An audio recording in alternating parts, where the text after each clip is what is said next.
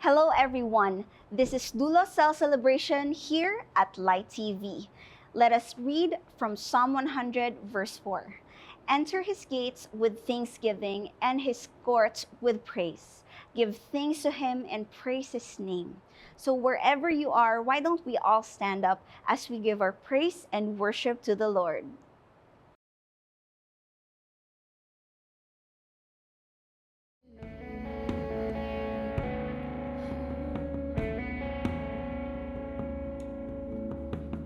Who else the rocks cry out to worship? His glory taught the stars to shine. Perhaps creation longs to have the words to say, but this joy is mine. With 1,000 hallelujahs, we magnify your name. You alone deserve the glory, the honor, and the praise. Lord Jesus, this song is forever yours. 1,000 hallelujahs, 1,000 more.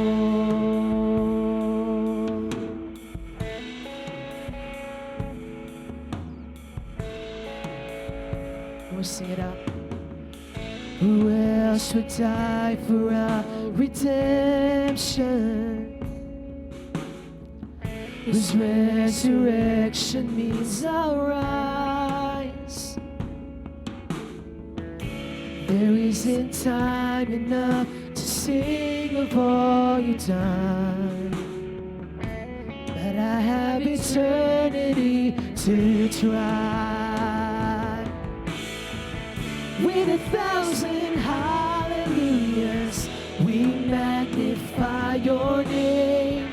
You alone deserve the glory, the honor, and the praise. Lord Jesus, this song is forever yours. 1,000 hallelujahs, 1,000 more. Come on, we sing it out. With 1,000 hallelujahs, we magnify your name. You alone deserve the glory, the honor, and the praise. Lord Jesus, this song is forever yours. 1,000 hallelujahs and 1,000 more.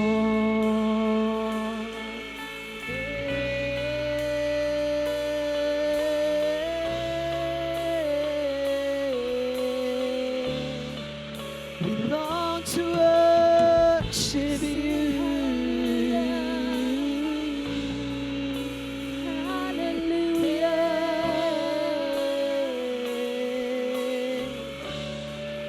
Come on, together we sing. Praise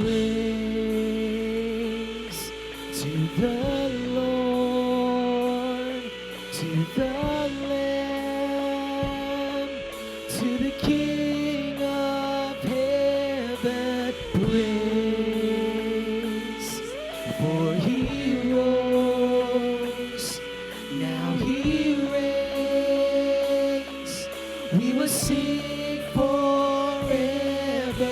Praise to the Lord, to the Lamb, to the King of heaven. Praise, for he rose, now he reigns.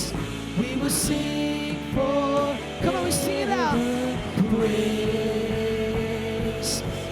to the Lord, to the Lamb, to the King of heaven's praise. For he rose, now he reigns. We will sing for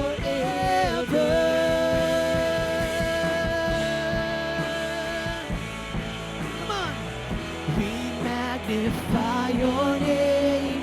You alone deserve the glory, the honor and the praise. Lord Jesus, this song is forever yours. 1,000 hallelujahs, 1,000 more. Come on, we sing it out. With 1,000 hallelujahs, we magnify your name.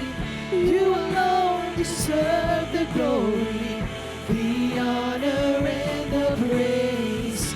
Lord Jesus, this song is forever yours. 1,000 hallelujahs and 1,000 more. Can we sing it out?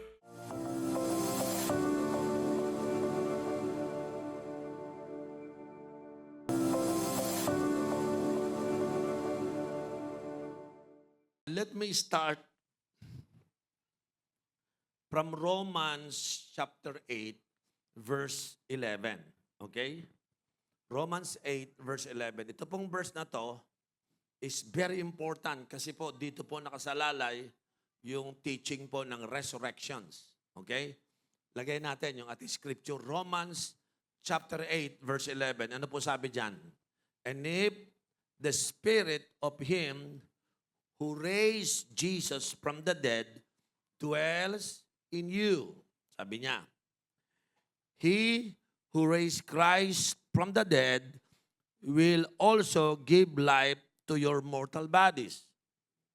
Ito po yung sinabi ni Apostle Paul when he write the book of Romans na gaano kahalaga po itong tinatawag po nating study o kaalaman sa resurrections. Bagamat sa Pilipinas, majority Christian o Catholic Christians or born-again Christian, lahat yan naniniwala sa resurrection. Pero pag tinanong mo, ipaliwanag mo nga sa akin ng resurrection, minsan tatahimik, hindi niya maipapaliwanag. Why? Kasi po, ang tamang source of information para maunawa niyo po ang resurrection ay sa Bible. Hindi yan kayang ipaliwanag ng doktor, ng scientist, but the Bible can explain it to us. So, buksan natin itong sandali itong scripture para makita po natin. Sa 1 Corinthians chapter 15, verses 3 to verse 8. Okay? Dito tayo tumuloy. Okay? Verse 3. 1 Corinthians 15, verse 3. Ano sabi po dito? Babasahin ko ha. For what I received, I pass on to you as of first importance. Pinapasa niya daw yung number 1 pinakamahalaga. That Christ died for our sins according to the Scripture. Yun ang sabi ng Bible, namatay for our sins. That He was buried, that He was raised on the third day according to the Scripture. Nabasa niyo? He was raised up and that He appeared to Cephas and then to the 12. Verse 6, and so after that, He appeared to more than 500 of the brothers and sisters at the same time, and most of whom are still living, though some have fallen asleep. Verse 7, then He appeared to James, then to all the apostles. And then verse 8, ang sabi po ng Bible, and last of all, He appeared to me, si Apostle Paul, as to one abnormally born. Kasama siya doon sa binigay po ng ating Panginoon. Now, let's go to verse 12. So verse 12, but it is preached that Christ has been raised from the dead. How can some of you say that there is no resurrection of the dead? Verse 13, if there is no resurrection of the dead, then not even Christ has been raised. Verse 14, ang sabi po ng Bible, and if Christ has not been raised, our preaching is useless. And so is your faith. Tama nga naman. Eh kung hindi totoong nabuhay si Jesus, sayang yung preaching natin, sayang yung faith natin kasi walang katotohanan. And more than that, we are then found to be false witnesses about God. For we have testified about God that He raised Christ from the dead. But He did not raise Him. In fact, the dead are not raised. So ito yung arguments, no? Hindi naman ata. So verse 16, for if the dead are not raised, then Christ has not been raised either. 17, and if Christ has not been raised, your faith is futile. You are still in your sins. Verse 18, then those who have been fallen asleep in Christ are lost. Verse 19, if only for this life we have hope in Christ, we are all people most to be pitied. Verse 20, but Christ has indeed been raised from the dead, the first fruit of those who have fallen asleep. Palakpakan natin ang Panginoon sa pagbasa ng kanyang salita. You would notice as we read the scripture, mapapansin niyo po, may mga arguments kung bakit po ang resurrection ay kino-question. Noon pa man, pero nagpatunay sila Apostle Paul, pinakita din yung mga taong nakakita sa kanya, wala pong duda na meron talagang naganap na resurrection. Are you still here, mga kapatid? So sa oras pong ito, titingnan po natin sa scripture ngayon, sa pagtuturo po ngayon na ano dapat ang makita natin. Wait. Ito po yung dapat nating makita.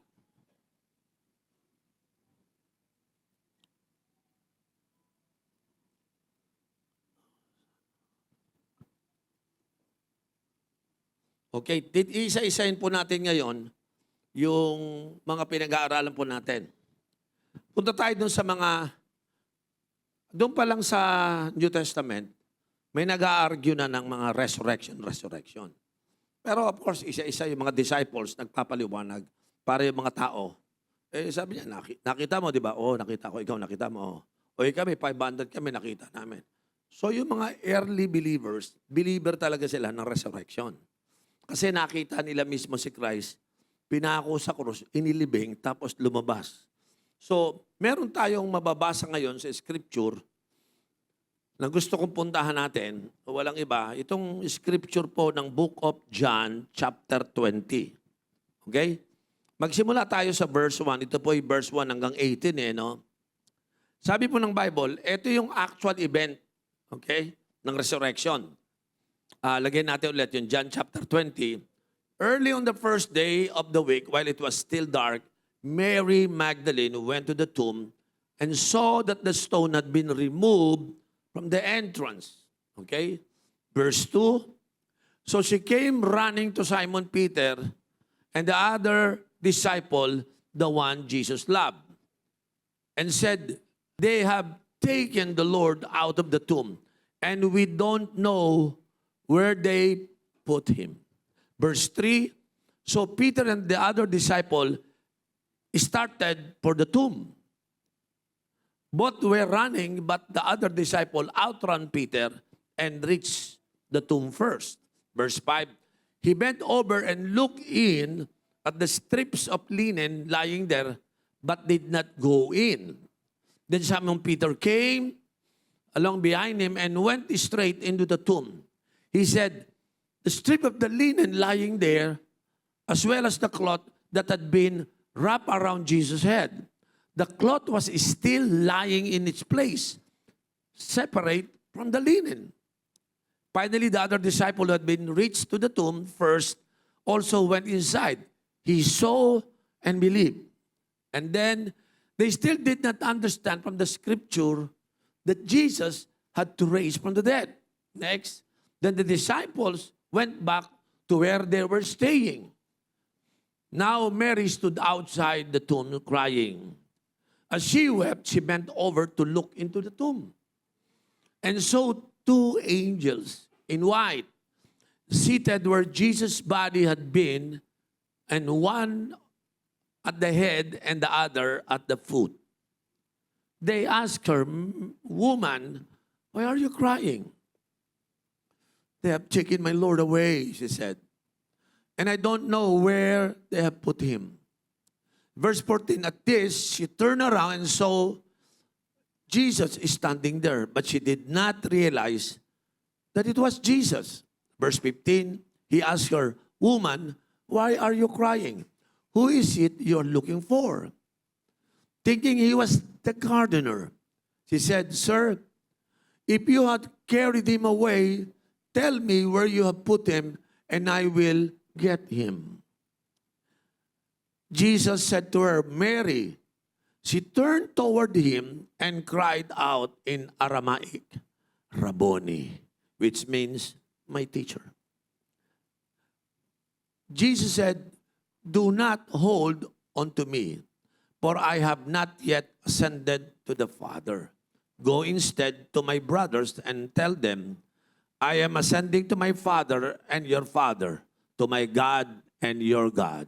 And verse 18, Mary Magdalene went to the disciple with the news, I have seen the Lord. And she told them that they had said these things to her. Yun po yung narrative ng istorya about kay Mary Magdalene. Siya yung unang pumunta. Kaya, pwede bang palakpakan natin muna sandali ang mga babae? Alam nyo ba, babae ang unang nakadiscover ng resurrection. At alam mo, ang unang preacher, hindi lalaki, babae ulit, si Mary Magdalene. Hindi ordinaryong tao, isa lang siyang makasalanan. Hindi siya special na tao. She was just an ordinary woman. According dun sa pinag-aaralan po natin ngayon, meron kasing, I want you to fully understand na ito yung evidence. Say the word evidence. Say that word evidence. Meron kasing mga evidence na nagpapatunay na totoo yung nangyari. Okay? Now, kung mayroong evidence, ito po yung magiging dalan why we can trust this narrative of resurrection. Kung totoo ito, di totoo yung faith natin. Di ba? Kasi kung hindi totoo ang resurrection, walang kwenta yung pananampalataya nga natin. Now, I want to show you the evidence why you can trust this teaching of resurrection. Bigyan ko kayo ng 3 historical facts that even skeptic scholars begin to agree. Okay, sulat niyo po ito. Number 1, Jesus really died on that cross. Yan po yung historical fact. Namatay talaga po siya. Okay? Yan po yung unang-una. Talagang namatay po siya sa cross. Hindi po ito yung fainting or a trick. Hindi po. Roman soldiers knew how to execute people. And they pierced his side, blood and water came out. It is a medical sign of death. Jesus really died. Yun po yung una. Number 2, the tomb was empty 3 days later. Yun po yung evidence, no? Sabi po ng Bible, the body wasn't there not because his friend took it and then they were hiding in fear. No. Not even his enemies took it. They would have produced the body to stop the movement, but the tomb was empty. Kasi kung kinawa ng mga disciple, lalabas din. Kung kinuha naman ng kalaban niya, lalabas nila para patunayang hindi totoo ang resurrection. So, walang mailabas ang mga disciples niya, walang mailabas yung mga enemy niya ng body para patunayang hindi totoo, patay pa rin. No? So, walang makapaglabas. Therefore, the tomb was empty 3 days later kasi empty ang tomb kasi bumangon mula sa patay ang Panginoong Yesus.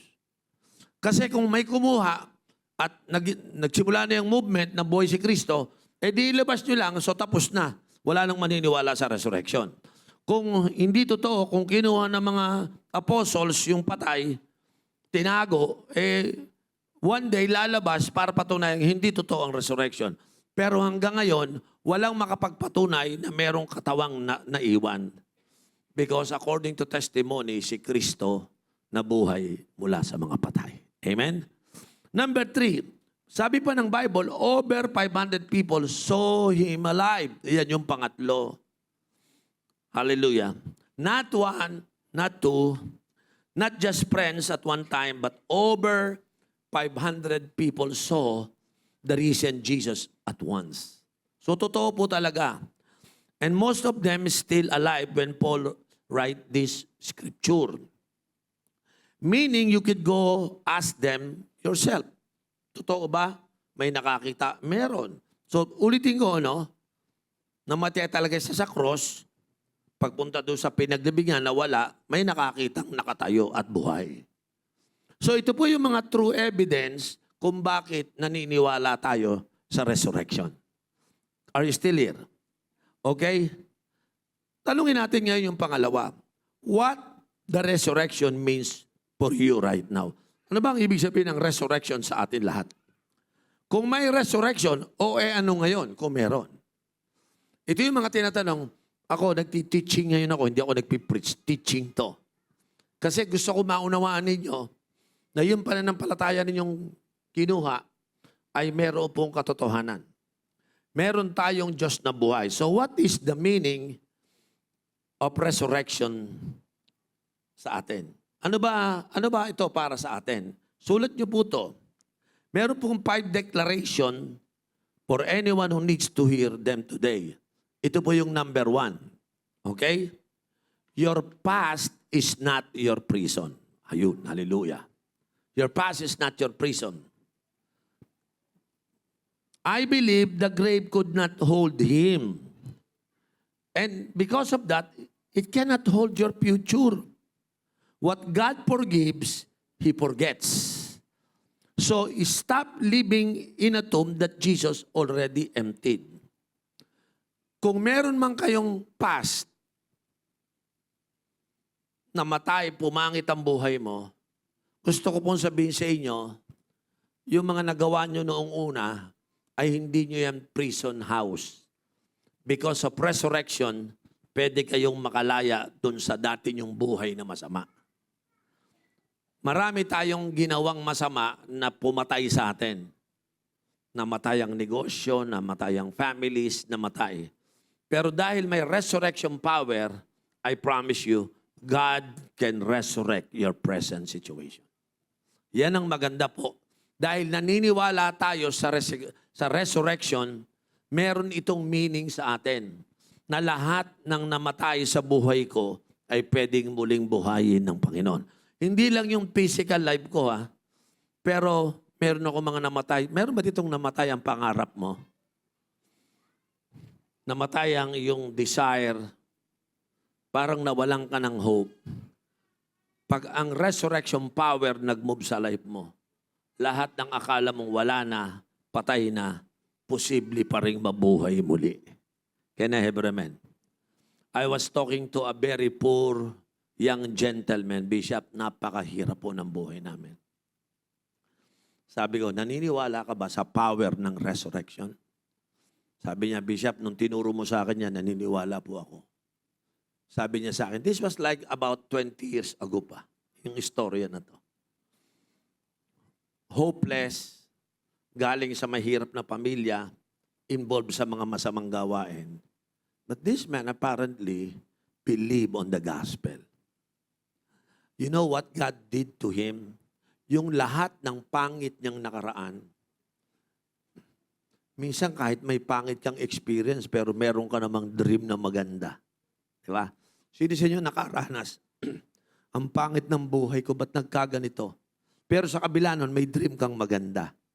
Kaya lang, habang pumapangit yung buhay mo, yung dream mo natatabunan ng pangit. Di ba? Hanggang one day, sa sobrang pangit ng kita mo sa buhay mo, hopeless ka na. Akala mo wala na mangyayari. But there's a resurrection. Yung mga nangyayaring tumatabon sa iyo at yung pangarap mong tinabunan, when the resurrection power come upon your life, bubunutin muli yung pangarap mo. At magtataka ka, tinatabunan yung mga dati mong pangit na nararanasan. Isa po ako sa nakaranas niyan. Anak po ako ng mahirap, puro hirap. Sinamahan ko pa ng bisyo ng mga masamang gawain. Lalo ko naging hopeless. Pero one day, nung nakilala ako sa Panginoon, God gave me hope. Naramdaman ko yung dating tumatabon, lumulukob sa aking mga pangit na pangyayari sa buhay ko. Pinatawad ako ni Jesus. Iinis ako sa kasalanan. Binuhay muli yung pangarap ko.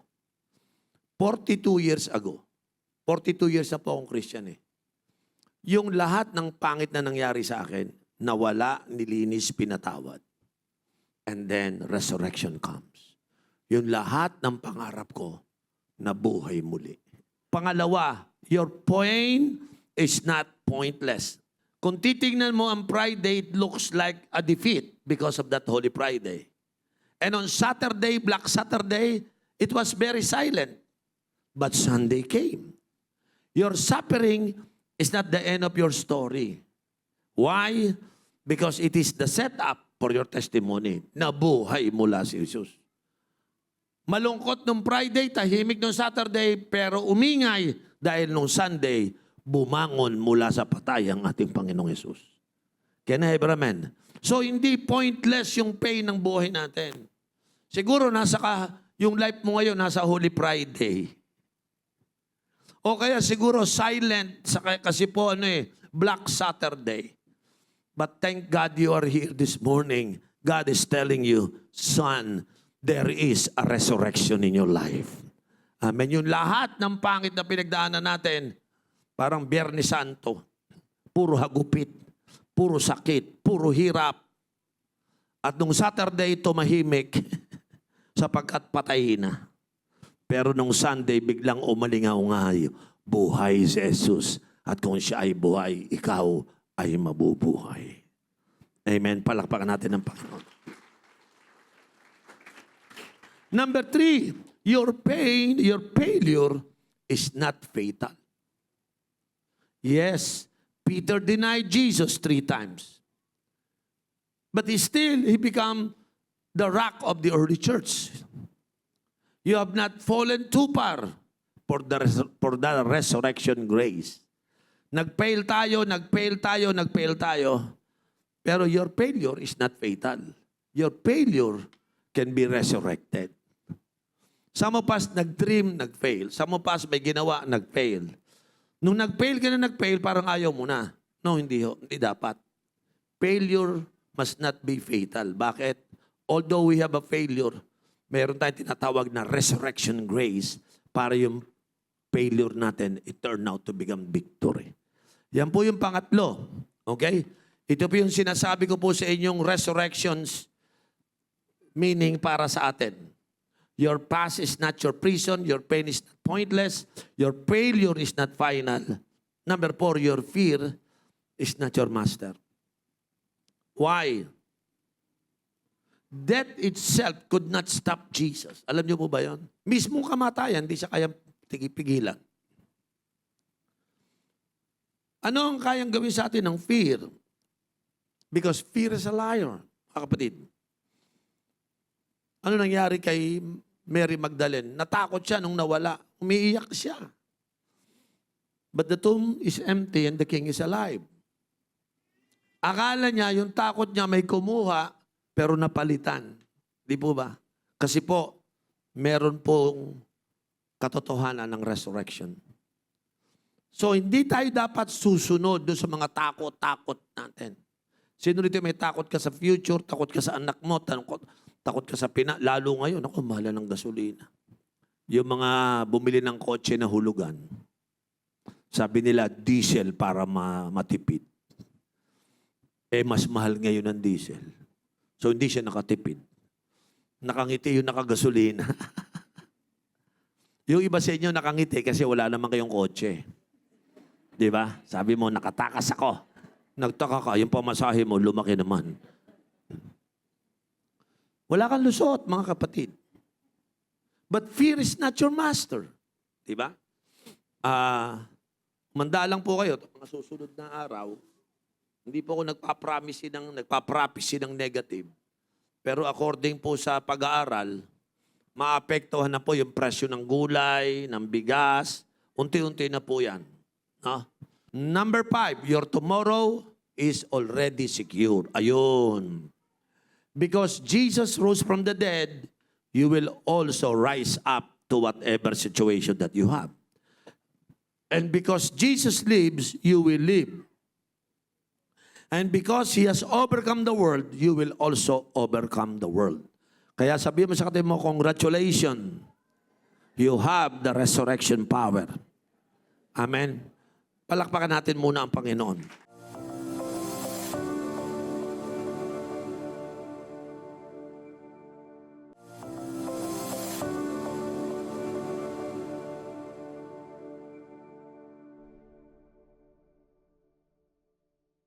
natutunan ko na itong resurrection ay dapat magkaroon po ito ng positive impact sa bawat isa po sa atin. No? Hindi po pwedeng walang positive impact po ito sa atin. Naniniwala po ako, posible po na may mangyari maganda.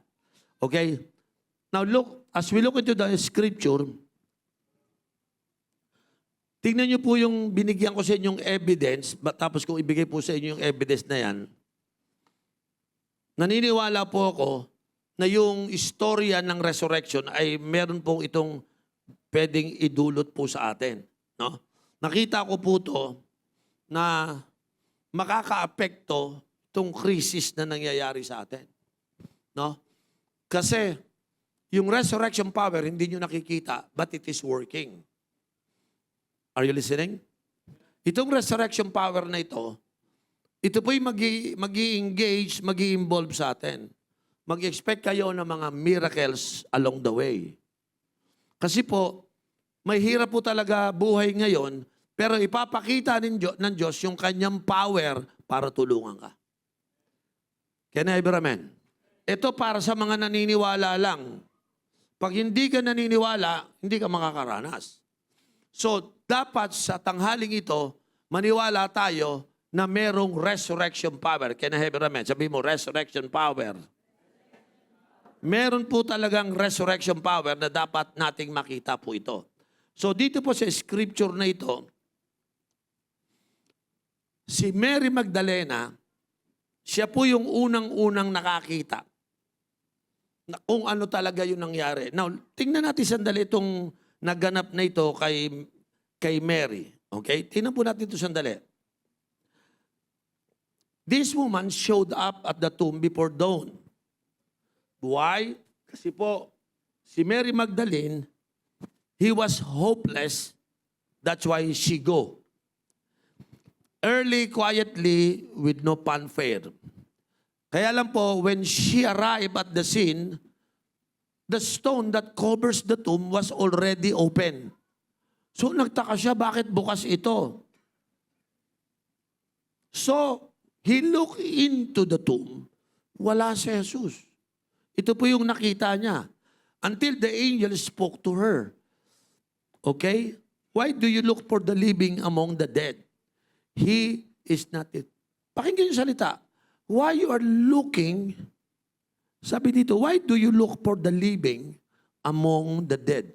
Ba't dito mo hinahanap si Jesus? Eh yung lugar ng mga patay. Wala dito si Jesus. Kasi he doesn't belong to the tomb. Yun ang sinabi sa kanya ng angels. He has risen. He is not here. He has risen. Are you still here? Alam nyo, let me stop there. Kasi napansin ko po, that question is for us today. Why are you looking for life from the dead? Bakit diyan ka naghahanap sa patay? Halimbawa, umaasa ka lang ba sa pera o sa Diyos? Umaasa ka ba lang sa mga boss mo? They're dead. They cannot help you to rise up. So dito po, we should never be looking for life among the dead things. Bakit ka naglalagay ng hope dun sa mga habits, sa mga bagay na ito na hindi naman kayang magbigay sa'yo kundi failure? Why are you seeking peace in people who cannot give it to you? Why are you still sitting at the grave when the Savior is standing in front of you? So ito po yung nakita ko na dapat nating maunawaan. Tingin ko si Lord mukhang specialist si Jesus sa mga imposibleng bagay. Can I have an amen? Because this resurrection changes everything. Tuwan-tuwa ako sa salitang resurrection kasi dahil sa resurrection, it changes everything. It changed my life. It changed the story. Si Mary Magdalene came to the tomb as a mourner. Pupunta siya as a mourner. Paglabas, she become a messenger. Tama. Ang ganda ho ng ginawa. She was the first to preach the gospel. He said, I have seen the Lord. Hindi siya theologian, hindi siya king, he just a woman with a broken past whom Jesus had healed and set free. Yan po yung buhay niya. That's you, that's me. You are not there, you are not here by accident. You are here for this. You stop mourning, you stop crying for what is dead, but start announcing what is alive. Amen? Hindi tayo umiiyak kasi may namatay. No. Nakangiti tayo ngayon kasi merong nabuhay. And that is our Lord Jesus Christ. Lahat po kayo, your family need your resurrection testimony. Meron kasi akong resurrection testimony. Kinuwento ko sa mga kapatid ko, lahat sila na-resurrect. Kinuwento ko sa nanay, tatay ko, lahat sila na-resurrect. Kasi meron tayong istorya ng resurrection. Can I hear amen? Your workplace, your campus need to see someone who doesn't stay down in the grave. Your classmate and your office mate need to see someone who rose from the dead. Your own heart needs to hear that. Get up, child. The grave is empty. Jesus is alive. Hallelujah. When Jesus rose from the dead, wala na po yung fear sa puso natin. Wala na po yun. Ang depression na wala po, ang addiction na wala, ang shame na wala. Why? Because ang ating Panginoon ay muli tayong binuhay. Tingnan mo sa katabi mo, sabi sa kanya, we need the resurrection power. Yan po yung totoo. We need the resurrection power. Hindi po pwedeng walang resurrection power. Lahat po tayo. Kailangan po natin. Pwede bang palakpakan natin ng Panginoon? Thank you, Jesus. Now, dito sa scripture na binabasa po natin, nakaka-bless, no? Nakaka-bless sapagkat nakita ko dito, hindi lamang po yung mga evidence ang pinakita ko sa inyo. Okay? What happens when you believe? Ano ba nangyayari pag naniwala tayo sa resurrection? Okay? Sulat po natin ito. Number 1, your sins are forgiven. It was completely not hidden, gone. Pag naniwala kayo sa power ng resurrection, pag naniwala kayo na si Jesus nabuhay mula sa mga patay, yung the same power na yon magwo-work sa life mo. Kahit anong dami ng kasalanan mo, humingi ka ng tawad sa Panginoon, mag-repent ka sa kasalanan mo, patatawarin ka ng Diyos at maniwala ka, your sins will be forgiven. Yan ang una. Can I have amen? Palakpakan natin ang Lord sa mga taong pinatawad.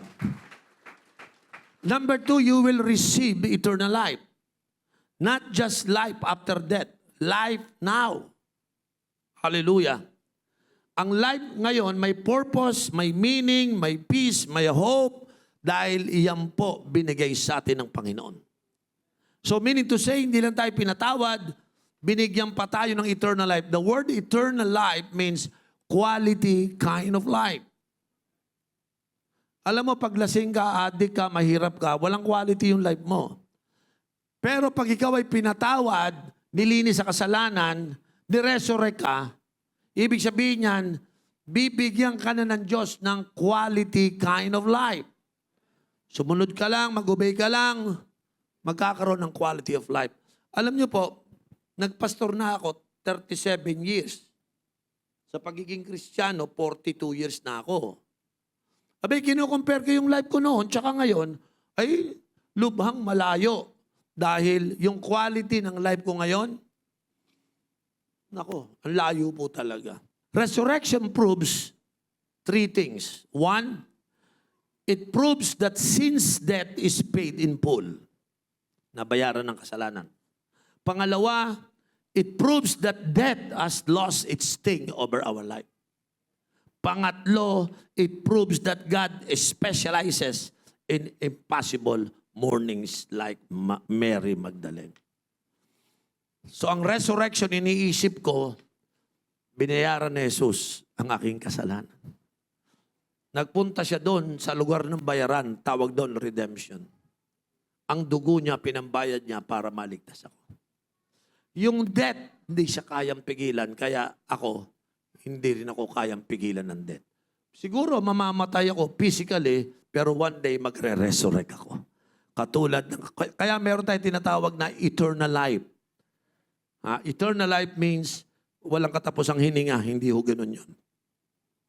Eternal life means quality kind of life. Pangalawa, eternal life means you will spend your life with God throughout eternity. Ano ibig sabihin ng spiritual death? Spiritual death means forever, eternal, you are separated from God. Ang laki ho ng pinag-aiba, eternal separation. Yung isa naman, eternal life with God. Ang laki ho ng pinag-aiba. Yan po yung ginagawa ng resurrection sa atin. Can I have amen? Kaya kinakailangan po sa gabing ito o sa umagang ito, makita natin na kailangan natin ng resurrection power. Napupunta lang ang resurrection power natin kung handa ka ng idilang yung kasalanan. Gusto mo ng resurrection power pero ayaw mong idilang kasalanan. When I said kaya mong idilang kasalanan, kaya mo ba na isuko ang kasalanan mo sa Diyos? Kaya mo bang humingi ka ng tawad sa Panginoon? Kaya mo bang sumunod at magbago ng buhay? Kaya mo bang mag-commit sa Diyos, Lord, hindi ko nababalikan ang aking buhay? Si Bishop Oriel, nung binigay ko buhay ko, sinurrender ko, ako presidente. Sabi ko, ayoko na, hindi na ako presidente ng Taugama. Sa League of Filipino Students, ako ang chairman, ayoko na, sa inyo na yan. Ayoko na yan. Kasi isa lang ang gusto ko, relasyon sa Diyos. Yun lang, masaya na ako doon. You know, I give up everything. And when I give up everything, I got everything. Because of that power of resurrection. Kasi hindi ko naman talaga makukuha yung favor ni Lord sa buhay ko kung mamumuhay pa rin ako ng mali. Can I ever amen? No, hindi na. Sabi ko, okay, I give up everything. Kapalit ng peace of mind. Kapalit ng bagong buhay. So I gave up everything. Ngayon, 63 years old na ako. Nawalan ba ako? Kahit isa, hindi ako nawalan. Because lahat binigay sa akin ng Panginoon. Panalo yung mga may resurrection life. So sa umagang ito, pwede po ba ako magtanong sa inyo? Kaya niyo po bang si Jesus ang maging resurrection life mo? I can still remember, ang dami kong dream. Napasama na ako. Nakasama na ako sa fraternity, kung saan ako sama. Akala ko wala na akong pag-asa. Mali pala yung pananaw ko. Because the day I met Christ, when I begin to have a relation with God, every dream, resurrect ni Lord. Every plan of God, ni-resurrect ni Lord. Grabe, lahat ni-resurrect lahat ni Lord. Then doon ko lang po na-realize, umiiyak ako. May maganda palang plano sa akin sa Lord na hindi ko makita kasi nakasubsob ako sa kasalanan. Nakabaon ako, tinabunan ako ng kasalanan. Hindi ko makita yung napakagandang plano ng Diyos sa buhay ko. But when I give my life to Jesus, I repent from my sin. Unti-unti kong nasilip, may magandang plano sa akin ng Panginoon.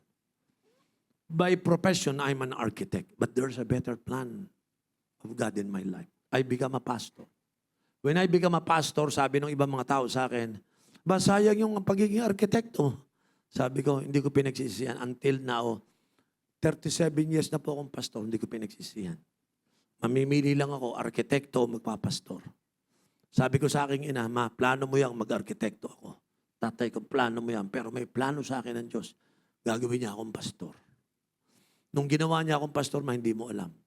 Kasi nung nagplano si Lord, hindi ka kasama. Hindi ka kasama. Kaya hindi mo alam. Hindi kita masisisi kung magagalit ka sa akin. Pero, ma, alam mo na ang plano ng Diyos sa buhay ko. Kasi yung plano ni Lord, mas maganda sa plano natin. Yung ina ko umiiyak, pinayagan ako magpastor. Sabi niya sa akin, kung yan ang alam mong tama, yan na lang ang gawin mo, anak. Ngayon po, 37 years na ako, kabibisita ko pa lang nung isang araw sa nanay ko. Buhay pa nanay ko, 94. Pag tinanong mo, ma, parang ang tagal ng buhay mo, ang tagal mong mamatay. Sabi ng ina ko sa akin, anak, paano ko mamamatay? Ang ligaya ko. Tinanong ko siya, ano ba nagpaligaya sa'yo talaga? Anak, ikaw, nang makita kong nabago buhay mo, nung makita kong ikaw ay sumunod kay Jesus, sapat na nawala ang pangamba at takot ko, nagkaroon ako ng peace of mind. Alam niyo po, nung sinasabi sa akin ng aking ina po yan, na-bless talaga ako. Na-bless ako. Minsan po, dadalawin ko siya at tuwing dadalawin ko po ang aking ina, naalala ko po, paano naka-apekto ang buhay ko sa buhay ng aking ina. She is now 94 years old. Hindi niyo lang alam kung paano nagpaligaya sa pamilya ko nung naba. Kasi po, lahat ng kapatid ko takot sa akin.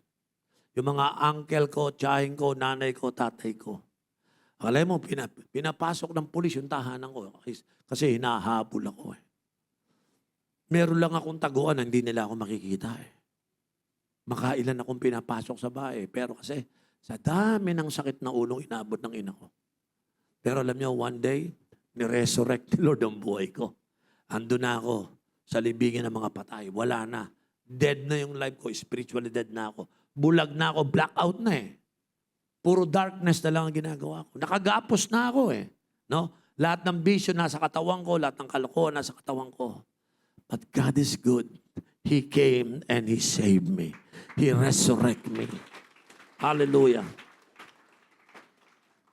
So sa umaga pong ito, bago ako magwakas, bibigyan po natin ng pagkakataon ng bawat isa.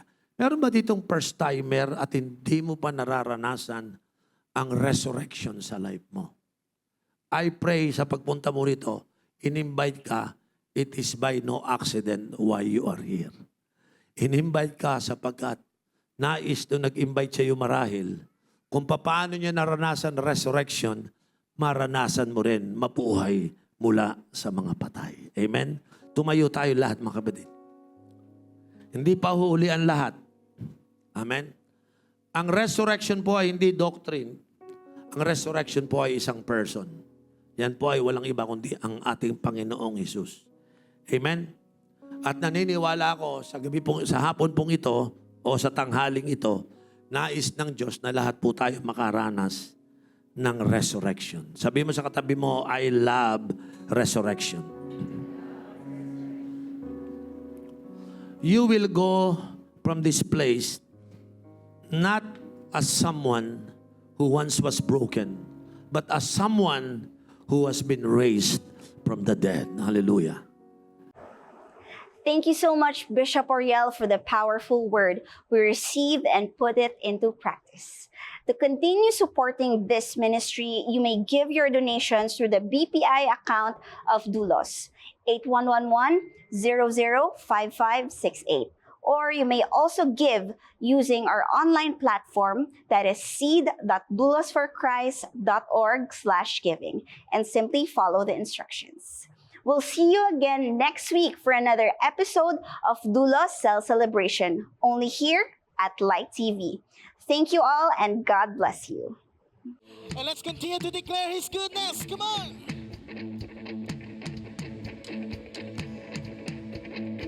And we sing it. Let everything thou hast spread, you praise the Lord. Praise the Lord. Let everything thou hast spread, praise the Lord. Praise the Lord. Praise the Lord. I praise in the valley, I praise on a mountain, I praise when I'm sure, I praise when I'm doubting, I praise when I'm numbered, I praise when surrounded, 'cause praise is water my enemies drowning. As long as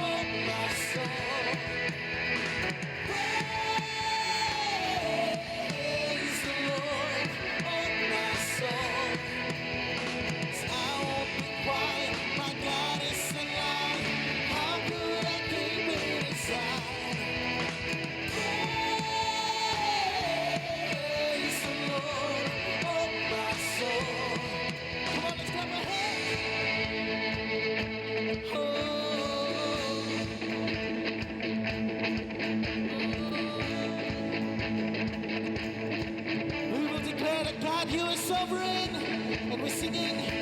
I praise 'cause you're sovereign, praise 'cause you reign, praise 'cause you rose and defeated the grave, praise 'cause you're faithful, praise 'cause you're true, praise 'cause there's nobody greater than you. I praise 'cause you're sovereign, you reign, you reign. Yes, Jesus, you reign. Praise 'cause you're faithful, praise 'cause you're true, praise 'cause there's nobody. Oh, we give you praise. Praise 'cause you reign, praise 'cause you rose and defeated the grave. Praise 'cause you're faithful, praise 'cause you're true. Come on, the Lord, let's sing it the loudest praise.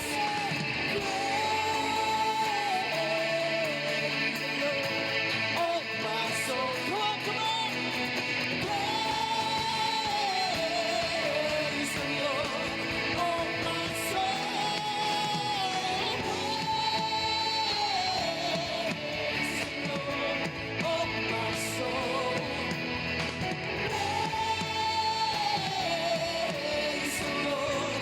Oh, my soul. I won't be quiet, my God is alive. How could I keep this? I won't be quiet, 'cause my God is alive. I won't be quiet, I won't be quiet, my God is alive. How could I keep this?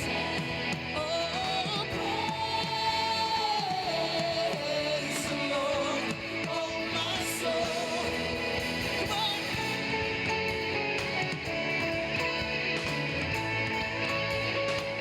We give you praise. One more time, let's sing that. Let everything that is praise, we praise the Lord. We praise the Lord. Let everything that is praise, we praise the Lord. We praise the Lord. Come on. Let everything that is praise, we praise the Lord. We praise the Lord. Let everything that is praise, we praise the Lord. We praise the Lord. Praise the Lord.